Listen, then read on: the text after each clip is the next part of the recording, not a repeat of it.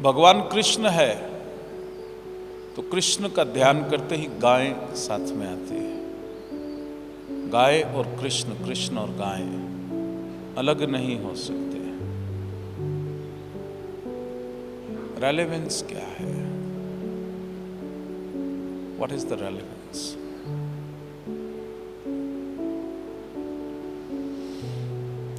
एक सिद्ध हुए भोगरनाथ, स्वामी भोगरनाथ,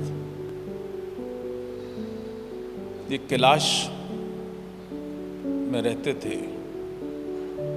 भगवान ने भेजा दक्षिण भारत में हो क्या।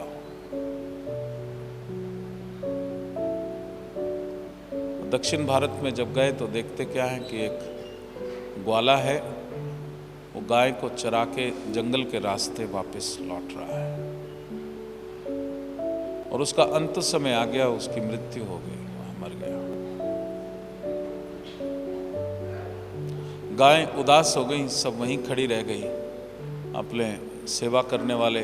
गाय एक ऐसा जीव है जिसमें मनुष्य के बाद जो इमोशनल फीलिंग है, बहुत ही स्ट्रॉन्ग इमोशनल फीलिंग मनुष्य के बाद गाय के अंदर है, similar to the human being. इसलिए ये विदित है कि गाय के बाद मनुष्य जीवन मिलता है। 84 लाख योनियों में जितने भी जीवों का जीवन मिलता है, गाय के बाद मनुष्य जीवन मिलता है। यह हमने प्रतिप्रसव साधना में इसको साक्षात अनुभव भी किया। गाय के बाद अगला जीवन गाय का नहीं होगा, किसी और जीव का नहीं होगा, सिर्फ मनुष्य का ही होगा। मनुष्य जैसी इमोशन इसके अंदर होती है।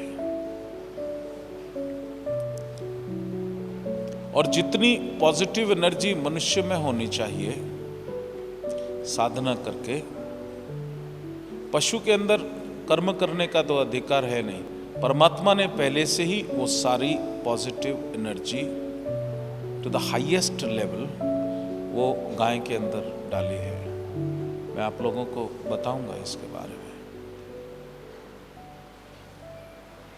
सिद्धों ने एल्केमी का ज्ञान, द नॉलेज ऑफ एल्केमी सभी सिद्धों के पास रही। जो कोई भी सिद्ध होगा उसको ये सारे रहस्य उसका गुरु, उसके एस्ट्रल गाइड्स, वो सब दे करके जाते हैं।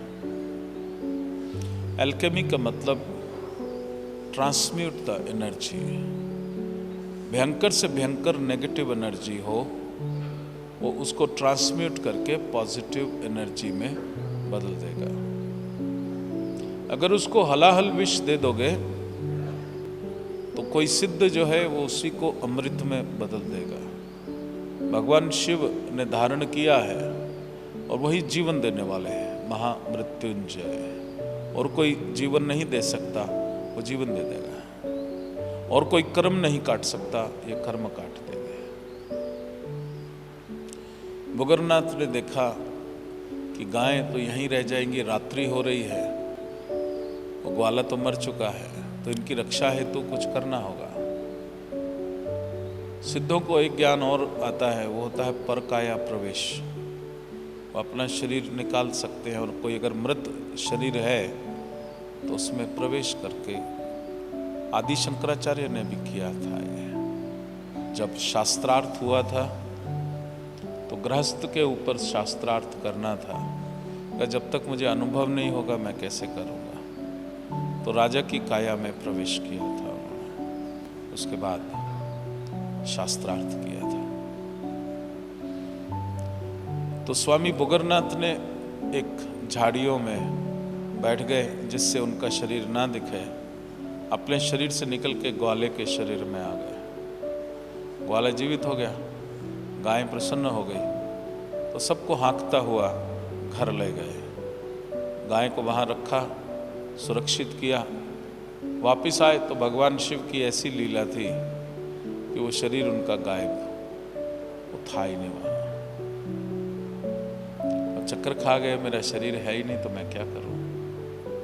तो वो वहीं दक्षिण भारत में ही सेटल हो गए और उनका नाम स्वामी बोगरनाथ हुआ,